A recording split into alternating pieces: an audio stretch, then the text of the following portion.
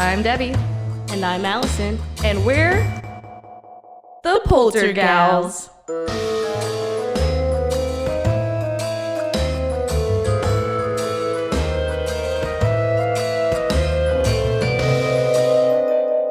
Spooky. Hi, I'm Allison. And I'm Debbie.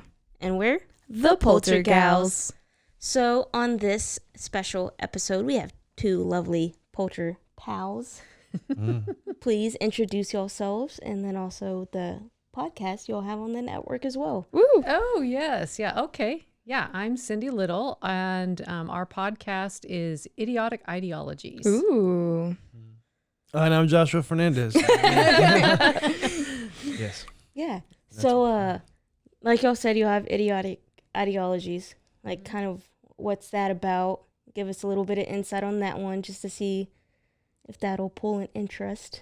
I'll let Josh field that one. I just know I go hard in it. I mean, as far as you know, humans and just being smart, what it means to be smart, logical about your decisions. If something hurts something or if something's immoral, what are you doing to say this is a quality that I want to obtain? You know, it's usually centered around love, and to just how do you take on these qualities of a human being and get rid of fear and get rid of, you know, so it's kind of right up the alley of this, especially with fear and the unknown and the dead. And so with my part, I'm like, well, how do you overcome that? How are you not scared of that? And how do we find religion in that at its most pure form? Yeah. Mm-hmm. Cool. Yes. Cool. So, like you said, that's kind of fits up our alley. At least it kind of conjoins. So I'm the doubter. I'm the demon hunter. I'm like, put me in a haunted house or call Lucifer's name and I will defeat the demon. Ooh. He's scared. Yeah. I will defeat the demon. I'm going to get you a shirt that says that right across it. Yes. Yes. Can we please have No that? comment. And what's your perspective, Cindy? Yeah. My perspective, I've been a paranormal investigator, ghost hunter for about 14 years now, and I'm also a parapsychological researcher. So, you know, I do the kind of the geeky academic stuff as well as the fun ghost hunting stuff. And I just really kind of my way of approaching it is just through exploration. I just like to kind of see what's there and document it and hopefully eventually kind of figure out what's going on. Mm-hmm.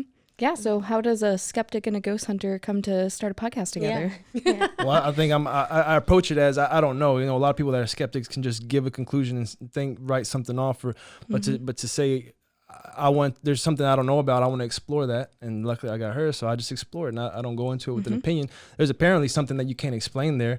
And with me, I tend to my brain goes to more of a physics side and you know, particles and electromagnetic waves and just concentrations of energy of that kind of thing. And yeah, Cindy's definitely more everything. I don't know. Cindy's just open minded to it all. Yeah. Sorry. Pause. It's in my wallet. Thank you.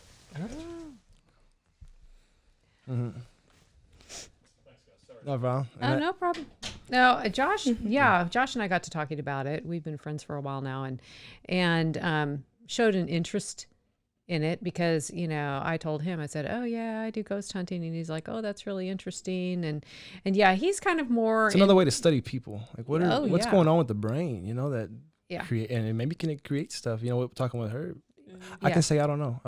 Our power of mind. Don't get ahead of yourself. Don't get ahead. The powers of exploration. So I explore, do a lot of observation, a lot of data collection. I approach it kind of from a very analytical. Scientific, analytical point of view. And Josh says, "Oh yeah, that sounds really interesting." And so he comes on investigations with me now. That's cool. And so thankfully, we haven't run into anything demonic. I'm doing my job. Not yet. He's not calling these things out. Yeah. But so yes, it is a lot of fun. It's really interesting. It incorporates so many things. It incorporates, you know, critical thought, fun technology, really strange experiences, history, being able to go into these like really cool places that are rumored to be haunted and experiencing just crazy stuff. So you know, I love it. It's just really a lot of fun. So when you do go out on investigations, what do you take into consideration as far as what's causing that haunt? Like I know that we had talked a little bit about like people, right time, right place, history. Do you take that into consideration when walking into an investigation, or do you just try to clean slate it all and whatever happens? I have friends that are psychics, and they like to go in cold like that. They call it, we're just going to go in cold. I don't know anything about it. I'm just going to go in and see what I see.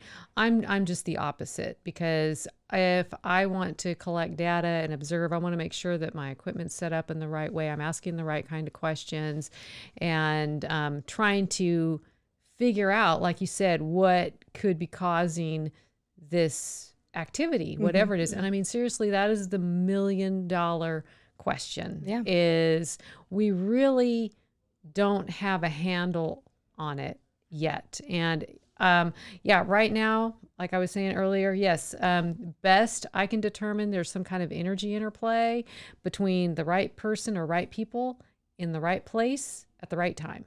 Yeah. So how that all comes together into ghosts and poltergeists and things, I'm not exactly sure.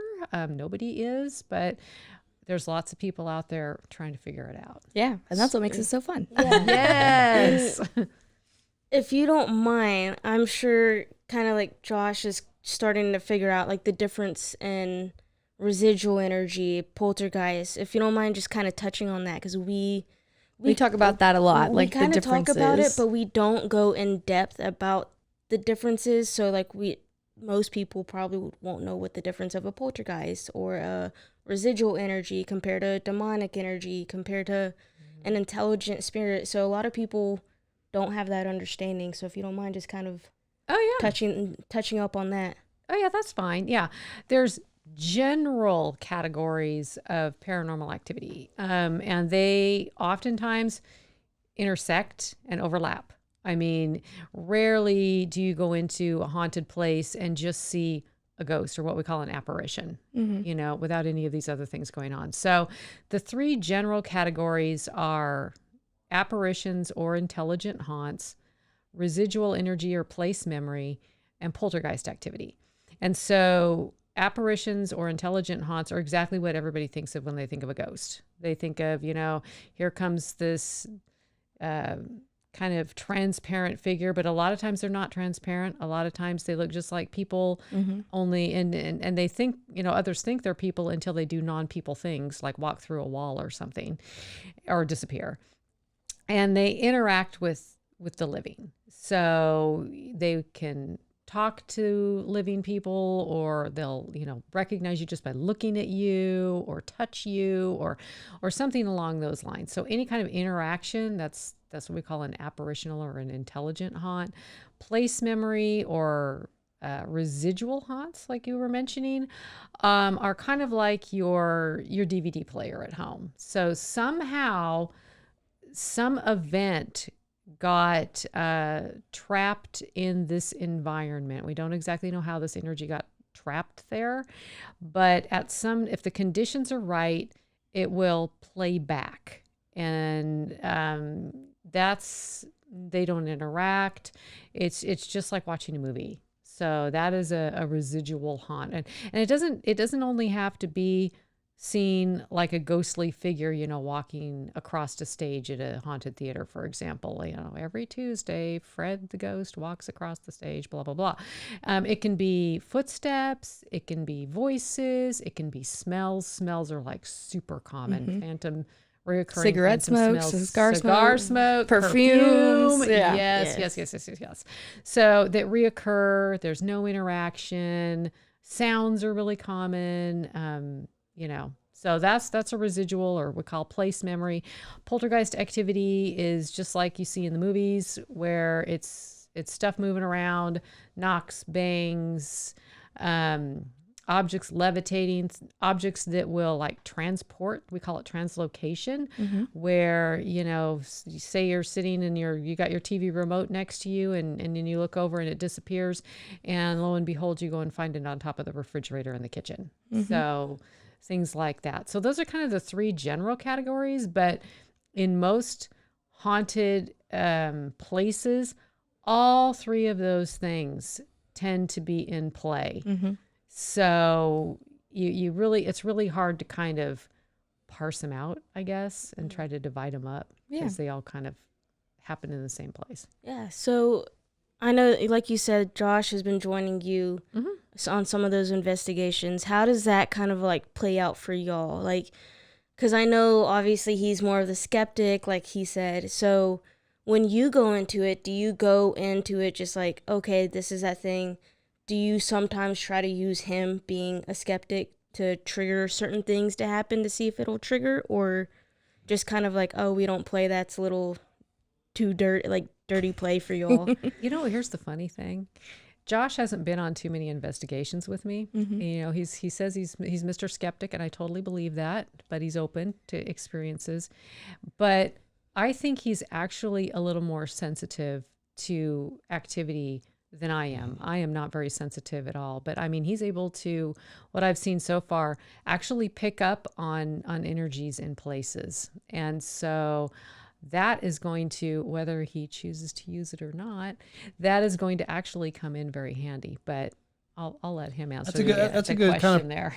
Perception thing. Since you mentioned that, which there's no conclusion or doubt, but there is always this kind of feeling energies.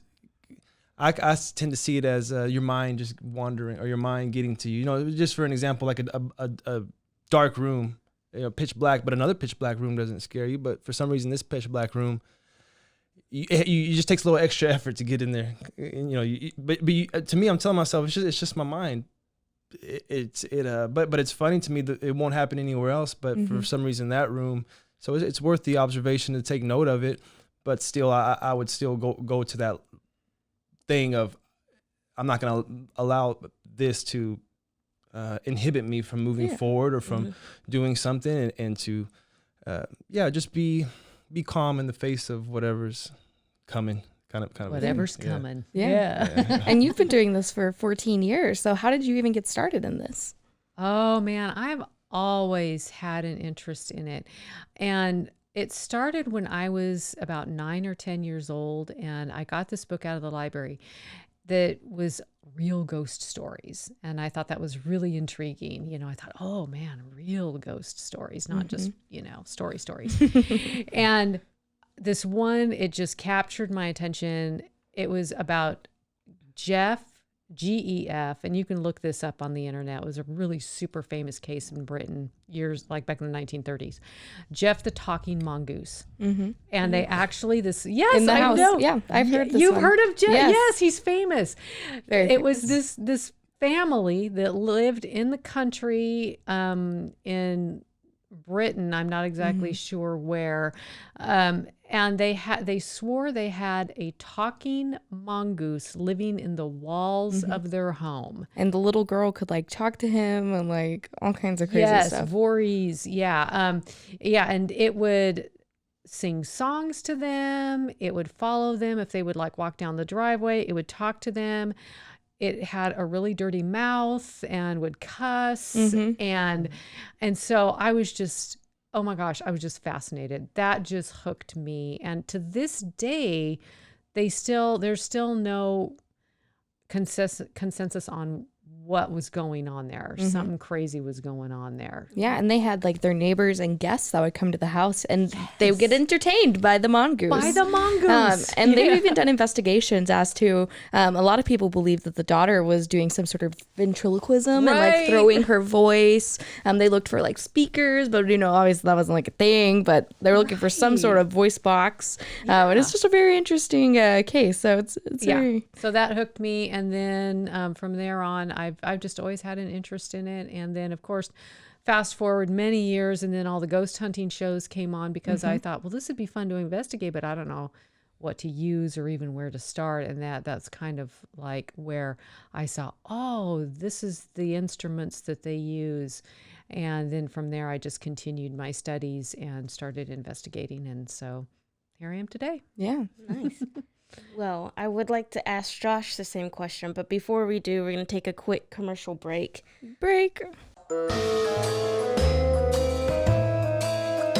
And now, a word from our sponsors. Spooky. So, Okay. All right. what's our commercial for today?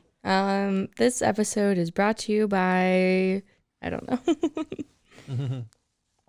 It's brought to you by by Thunder. Thunderandlightning.com. Thor? Thor. Ooh, Thor? Thor himself and Loki. Thor There and we Loki. go. Good job. And Jeff. And Jeff. Jeff. The talking mongoose. Talking mongoose. Yeah. And now, a word from our sponsors. Spooky. All right, so we're back, and we just finished up what got Sydney interested in the paranormal. So I'd like to ask you the same question, Josh, especially since you're a skeptic. And last week, which should be dropped tomorrow, Brad Turner, he's kind of a skeptic. He stated that he doesn't care if they're true or false. Doesn't care, doesn't have any interest in. He's more really, of a recorder rather than Yeah, folklore. He's really into the haunted folklore. So he loves the goat man. That's all you need to know. Goat man's his thing. Goat man's his thing. But he said that he wasn't really interested in like seeking out, going after any of that. So for someone that's another skeptic, what kind of got you interested in wanting to at least go after it and pursue it? And actually explore it. Yeah. I guess it goes back to that whole conquering thing of what's really out there. And then just to see, it's amazing how, somebody can have a testimony about it, but there's just, where's the consistency and where's the, everything just seems like it doesn't really link together. There's not, and if you have one person notice it, there's just so much doubt within it. But bottom line was just the conquering of, even if these are demons or some kind of multidimensional thing or whatever it is, that the fact that you're alive, the more fear you have towards it, the weaker it's going to make you, so to speak. So when there's the opportunity to check it out, well, first of all, it's just I want to have an opinion about it. So I don't know why people have opinion about things that they have no experience about. You watch it, oh wow, no, but are you doing it? So now that I'm doing it, I can have a bit of a conversation about it, and it's great to have a conversation about it because stuff's important. This is, I would argue about why it has such a profound effect on people, but it's apparent that it's uncertainty, it's the unknown, you're wondering if there's a heaven and this and that. So it's good to be able to at least talk to people about it, and then that way I have more understanding when I go into these conversations about helping somebody through something fearful or whatever is causing them to not get their life together, think that their life's not the best. So, yeah. So I know that a lot of the time, especially when you're doing like a house call, so to speak, if you're trying to help them on how to handle the situation, like you're talking about, how to not give in to that fear. And this is something that kind of what y'all talk about, religion and how people view that, how different. So what kind of like helps you with that? Because, some people are very faith-based, whereas they're like, oh, God's going to handle this. God's got it. You got to give it to God. Whereas some people, like if you look at the Native Americans, they'll go in and have their people bless you, bless the house. So, and your expertise, what do you think about all of that? Wow. I guess protection from like the so or kind of even just protect, not having fear, right? The fear, because like different people believe in protection, how to handle the situation, and that's gonna vary from what y'all talk about on y'all show, the religion aspect, the different people's mindset, the walk of life that they go through. So I think, at least in my experience, what I've found is education is really probably the key to helping people become less fearful. But yeah, you're absolutely right. And like, I think Josh touched on an important point too, about you want to try and alleviate people's fear. And that's something I always ask if there's people involved, is what's your fear level, basically, how scared are you? And I try my best off the bat to reassure them that, you know what, 99.9% of these cases, there is nothing to fear. I know it's spooky. I know it's weird. We can't really explain what's going on, but I really don't think you have, anything to worry about. I personally don't get involved too much faith-wise, and say, you need to do this ritual, or you need to say this prayer, or I really come at it from, I think this is something that's most likely natural, and it's just something we don't understand yet, and we'll try and figure it out. And, but if there's something that is evil or awful, then we'll walk down that path. But yeah, I know it's, and there again, it's just that is not really cut and dried, because yes, those two things start to intermingle very, very quickly, so it's a difficult path to walk sometimes, but I just try to educate them, and I try to give them control over the situation as much as possible. I used to do home visits. I don't do home visits anymore. And when I did, I would really try to step back and say, hey, why don't you try these things? Because I'm an outsider and you all are experiencing these things every day. So I'm going to give you some ideas on how to kind of handle this on your own, since you're in the home, and give you control over the situation. I remember one time there was a family, and this apparition kept showing up in the little boy's room. And he wasn't a little boy. I'd say he was probably about 11 or 12. So I just lent him one of my cameras, and I said, anything strange going on? He goes, you're my ghost hunter now. You're my ghost hunter. I need you to video it, so you can be brave. You can do this. And that's really all it took. And he was hilarious. I got these videos back, and he's like, this is Duncan. It is now midnight. And I heard a strange noise. Let's go investigate. That's and it was great. And it kind of helped give a little bit of control over the situation. And we're finding that in a lot of, at least like the poltergeist cases, the energy feeds on fear. And so if you can bring those fear levels down, a lot of time the activity will calm down or go away altogether. Yeah. So. Okay. So, you really just aimed for that fear factor to be maintained by the household or whoever is at that location. I know that like some of the stuff that I watched, it's, like Dead Files is one of the shows I thoroughly enjoy to watch. The potty-mouthed psychic. Yeah, yeah. So no, it's a fun show to watch. It's a fun show to watch. Yeah, I enjoy it partially because of I enjoy the paranormal side. I got my dad into it because my dad's very much like Josh, very much skeptic.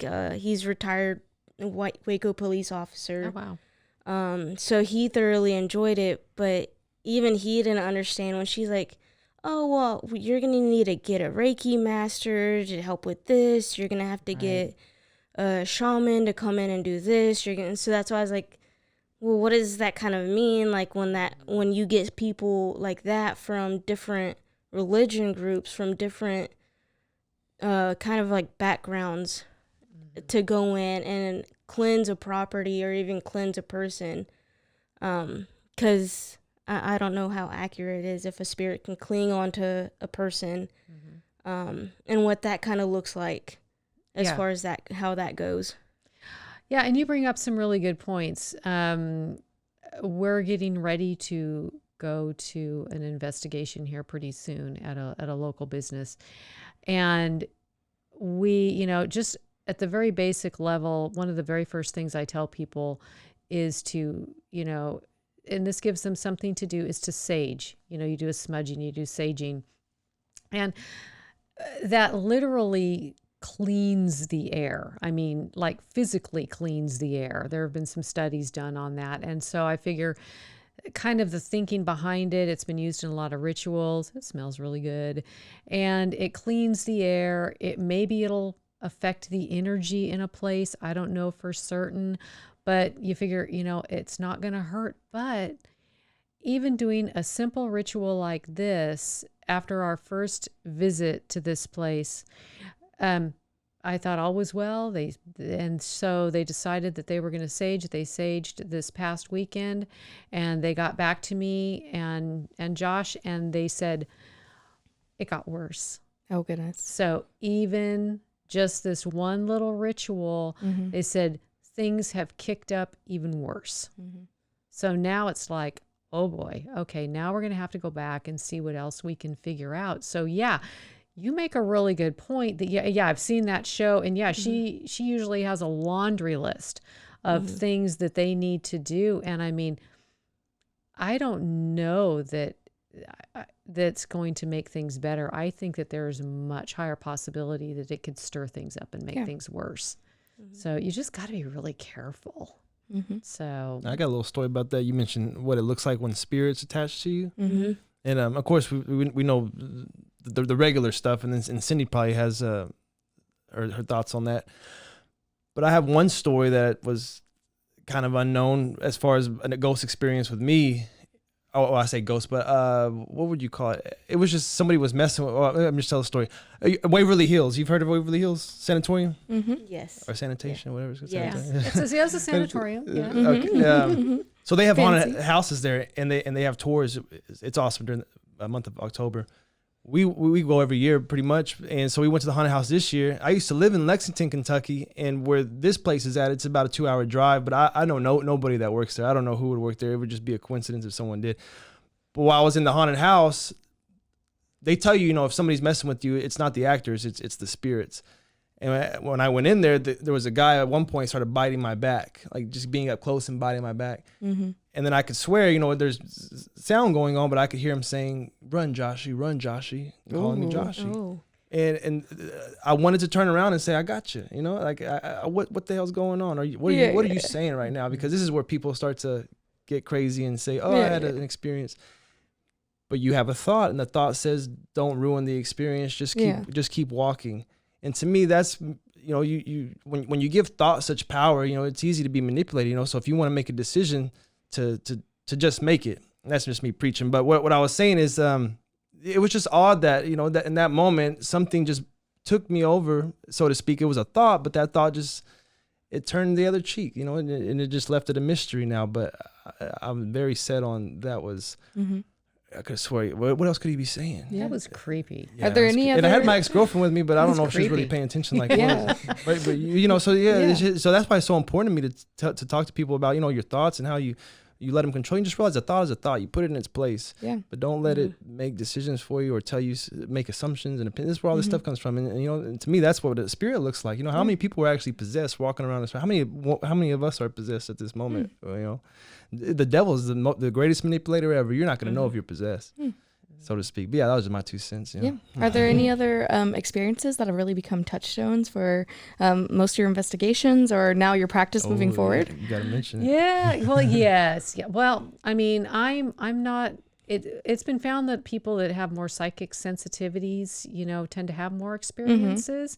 And it's not just because they're biased toward it. For some reason, they just seem to actually have more genuine experiences. And so I am not psychically sensitive. I'm like the complete opposite. And so I'd been investigating for about 10 years.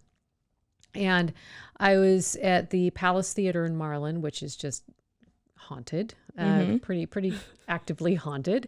And we do, it was my first time there, and I was on a tour / kind of ghost hunt thing for the public. Now I'm part of this. We do these, we're getting set to do another one hopefully this summer called Paranormal University, where we invite the public in and we teach them how to ghost hunt the theater. Well, I was a guest at that time. And so, I had my little meter with me. I always carry my little EMF meter to check out electrical fields. And so we were down in the basement, and it was really kind of dim, but you could see. I mean, you could still see. And so I was looking at my little meter and I was looking at the guests and stuff. And so I see this guest over in the corner, this man, and then I see another man standing behind him. And I'm thinking, oh, it's just another guest, you know? And so then I watched that other man step out from behind the first guy. And he was, you know, just a normal looking guy. He had a light shirt on, dark pants, dark hair, you know, medium build. And I just thought, okay, it's just one of the guests. Was he cute? Was he cute? Oh, he was so hot. Yeah. Anyway, he was spicy up in there. And so anyway, so this man comes walking towards me, and I'm thinking it's just another guest, but then he gets about, you know, to the side of me and he disappears. Oh, goodness. Yeah, he just like flat out disappears, and I'm like, holy crap, that was a ghost. I actually saw my first ghost. And of course, this is like after 10 years of investigating. But I was like pretty excited, and I was like, oh my gosh, you guys, I've seen a ghost. I saw a ghost. He just disappeared, you know. And so that was I promise he was there. I promise. Yeah, now I knew how all those other people felt, you know, that it's like, no, really, I saw this. The one time I don't have my camera. Yeah, it's like, well, I didn't have my camera. Yeah. But so that was like really cool. I thought that was great. And I've had other, you know, kind of more ambiguous type experiences here and there, hearing strange noises, the smells, the, you know, stuff like that. But so far, and I mean, I haven't seen anything like that since. So, which kind of brings me to the point that the TV shows really have kind of done a disservice to, is that genuine paranormal experiences are rare. They don't happen like the TV shows show that they happen. That it's like, oh, every week we're going to have a ghost on the show. You know, it just is really rare. And so I talk to people often about what I do, and they're usually very interested in it. And when I tell them, I go, it's not for everybody. You know, yes, you can come on a ghost hunt or one of our paranormal universities or whatever, but it's a lot more like fishing, and lots and waiting, lots of sitting. You said and the experience waiting. of just sitting in a nice place, or like the Marlin Theater is beautiful, so it's just cool to be in it. Or Cameron Park, just hanging out in Cameron Park, and like, you might see a ghost. I don't know. You might, bonus. You know, because and so. You know, because yes, it's a lot of sitting and waiting. And if you're somebody who has a quieter, more observant disposition. So not me. Yeah. Well, yeah, I was going to say, then you're most likely going to probably enjoy it more because you can, like, exactly like what Josh said, you know, and Josh is a little more like that. He's a little more quieter, calmer disposition. And so I just find that people that are like that tend to really enjoy it more. And not only that, but they're more likely to get, you know, ghost sightings because they're putting themselves in the position of being quiet, being observant, being open to it. But yeah, if you're a little more ADHD, and, you know, no offense against people who have ADHD, but if you're a little more nothing's happening. I'm nothing's happening. I'm ready. Exactly. Nothing's happening. Let's get some food. Let's go get something to eat. Then that's great. I mean, good for you. I mean, this may just not be something that you're interested in, and you're going to get bored really, really fast. So I guess that's the long way around. There's a whole lot of nothing that goes on. And I've heard that the experience is very meditative overall. And it's very much about like that introspection. It's about the meditation, the repetition. And it's more of, you know, again, a self-practice, even in the aspect of ghost hunting. And, you know, you spoke on it. You know, we all have our preset biases. We all have those thoughts in our head that can get overtaken. And so it really just takes that. Kick you out of there. Who knows? You gotta fight it. Fight the thoughts. Josh and his demons. He's ready. He's ready.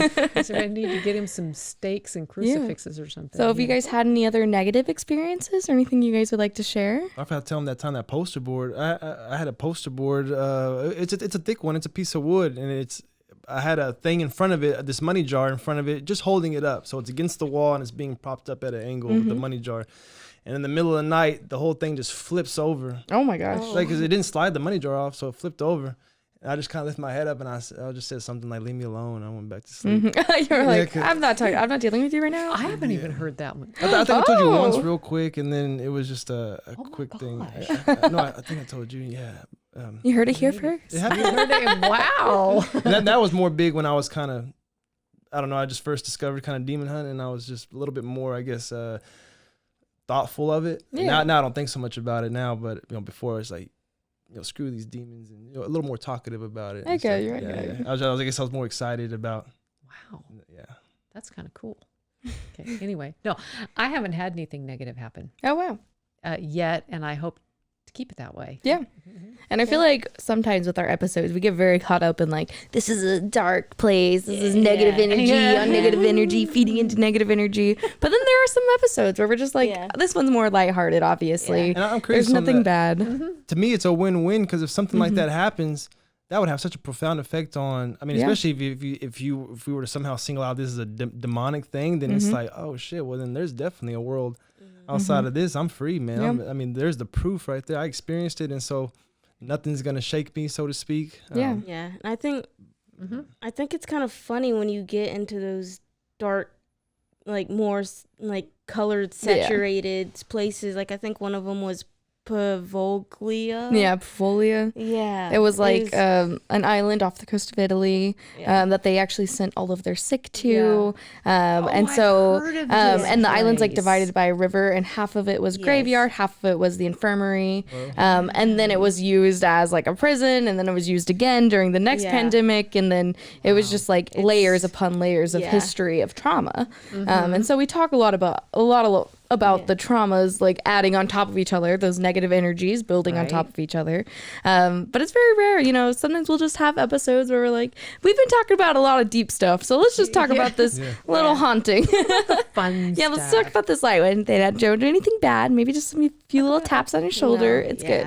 I think Talking mongoose. talking mongoose. we need to do that one. Yeah, You guys need to do Jeff. Mm-hmm. Yeah. Anyway. It's been kind of interesting going through that, because like I said, we've never it's interesting getting more of like a professional experience, how it's done, getting insight from Josh as a skeptic and stuff like that, because we don't do that. We just, that's like, here's we the just tell the history. stories. We're like, slap, here's the history, here's the hauntings, have fun. Oh my gosh, yeah. When our next paranormal university comes up, you got to come out to Marlin to the Palace Theater and come to one of our paranormal universities. Yeah. And you're actually doing classes at MCC right now, right? Yes. So you're had doing my for last your class this past week. Yes, I do a class on paranormal investigating in the fall and a class on Waco haunts. And that's through the continued education spring. program. Yeah. Yes, through MCC's continuing education program. And being with her, and even my buddy doing ghost huntings, you can't deny that there's something making the EMF reader go off and things like that. And Bruceville Eddy Cemetery's got a pretty, I want to take her. Right, it's got a pretty active place. That's always, the EMF reader always goes off. And being with her now, I look around for electric signals and make sure what's going on. But so you say skeptic, and then in my head I'm like, am I actually a skeptic? I mean, I know something's happening. I'm not gonna say nothing. And then we talked about physics. I'll mention this real quick, but I forget the name of the particle, but you have billions of these going through your body. And just imagine there's something like the Bermuda Triangle where there's just little pockets of these particles and these energies. And but then again, you got to consider the mind and how powerful it becomes when people start to experience these things. Like she said, there's certain people get into a room and then there's energies just happen. So, I'm just considering all this, and not making a conclusion, but there's something there. There's something. There's something happening. And, that's what a truly skeptical person is. I mean, skeptics are people that, if you're genuinely a skeptic, that means that you're open to, having your mind changed. Blown. Yeah. Or blown. That's what I'm with her for. I want And my even mom just blown. telling your experiences, it's showing that you're open to this. Yes. And it's you not can't just be a like human shutting being it down. in general, Right. when we have our Yeah. conclusions or we say you're wrong and then you're dumb, like, that's just weird to me. So having her, that was a good opportunity to face, just seeing when I was younger and how the attitude that you have as a young kid, and then just being older now, I don't know what you call it, but to just, you're open-minded, what it really means to be open-minded and to make new discoveries and to contribute as a human being and not just as your petty, worries and you're arguing, you know what I mean? Yeah. Well, I appreciate y'all's insight on this and everything you guys have brought to this conversation. That's fun. Yeah. Oh, okay. Yeah, Well, you're very welcome. This has been a lot of fun. Yeah. I can talk your ear We off. can talk forever. Yeah. Oh, I love Is there this anything stuff. else you guys would like to leave our listeners with today? If you're interested in this, get out there. Mm-hmm. Give it a, go to some of these haunted locations, go to some of the ghost tours, and just see what it's all about and see what you think. It's just a really fascinating field of study. Yeah. And so, and you do it long enough and you put yourself in these situations long enough, you're going to see some weird crap. And that's what we're eventually. here for. Yeah. You really will. Yeah. So that's all I got. All right. And I guess before we leave, just make it a little fun. What do you think about I guess it's a question of seeing. We haven't really talked about it, but man, what gets me also fascinated into this stuff, and this is just more of entertainment, but like a Stephen King and H.P. Lovecraft and the universes of Cthulhu and just these monsters. And I guess your opinion would be more of how much would you buy into that? How much do you think?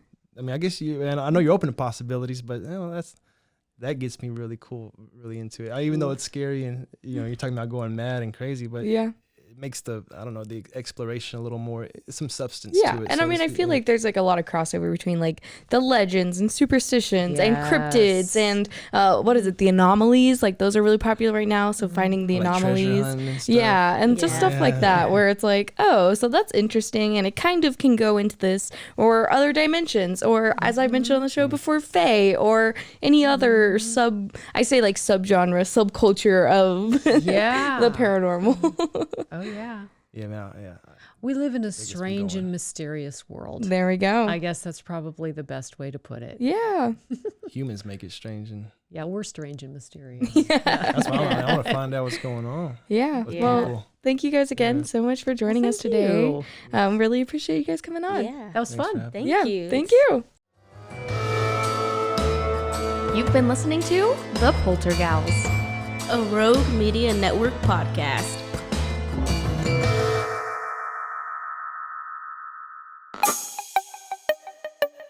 This has been a Rogue Media podcast.